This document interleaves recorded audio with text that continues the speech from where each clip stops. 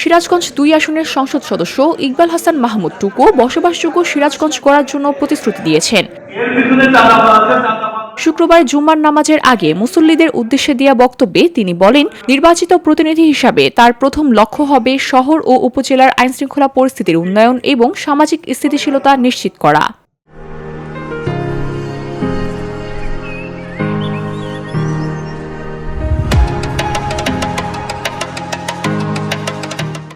ইকবাল হাসান মাহমুদ টুকু বলেন, সিরাজগঞ্জের পাড়া মহল্লায় যে মারামারি ও অস্থিরতা চলছে তা অবশ্যই নির্মূল করা হবে। শান্তিপূর্ণ পরিবেশ গড়ে তুলতে প্রশাসনের সঙ্গে সমন্বয় করে কার্যকর পদক্ষেপ নেওয়া হবে। তিনি আরো বলেন, মাদকের বিষয়ে তার কোনো আপোষ নেই। সে আমার দলের লোক হোক বা অন্য দলের, মাদক ব্যবসা বা সেবনের সঙ্গে জড়িত থাকলে কঠোর ব্যবস্থা নেওয়া হবে।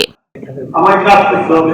এই কাজ করতে গেলে যারা আমাকে পছন্দ করে নাই, হয়তো তারা আমার বিরোধিতা করবে, আমাকে কি কোনো কাজ করতে দেবে না। সেই জন্যই আপনাদের কাছে আমি কতগুলো জিনিস বলে দিচ্ছি।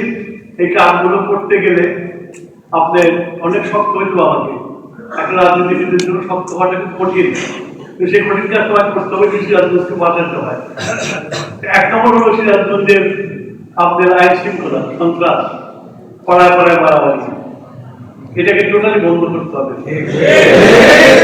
আপনার একটা ভালো মানুষ রিটায়ার করে কষ্ট করে পয়সা রোজগার করে একটা পাড়ায় বাড়ি বানাইছে, দেখা গেল মারা হচ্ছে, সে জানেই না মারামারি হলো তার বাড়ির কাজটা ভেঙে দিল, তার বাড়িকে জানলাটা ভেঙে দিল, গেটটা ভেঙে দিল। সে লোকটা আর্থিক ক্ষতিপূর্ণ, তারপরে কিন্তু সে অভিযোগ পায় না। নবনির্বাচিত এই সংসদ সদস্য বলেন, তরুণ সমাজকে ইতিবাচক কর্মকাণ্ডের সঙ্গে যুক্ত করতে বিনোদন ও উন্মুক্ত স্থানের উন্নয়ন করাটা অত্যন্ত জরুরি। এই লক্ষ্যে সিরাজগঞ্জের কাটাখালকে আধুনিক ও দৃষ্টিনন্দন করে গড়ে তোলার পরিকল্পনা রয়েছে তার। উন্নত ও পরিচ্ছন্ন বিনোদন কেন্দ্র গড়ে উঠলে পরিবার ও তরুণদের জন্য সুস্থ পরিবেশ নিশ্চিত করা সম্ভব হবে।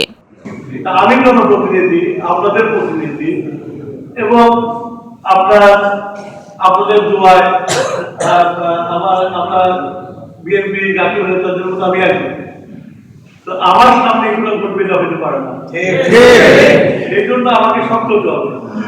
শক্ত হতে গেলে যাদের বিরুদ্ধে আমি শক্ত হব,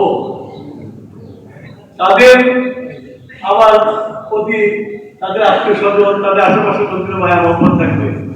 আমি কিন্তু এটা কিন্তু কেউ কাজটা আমি শুনবো না। আত্মমূলক কাজ, কিন্তু আমি কাজটা করবো।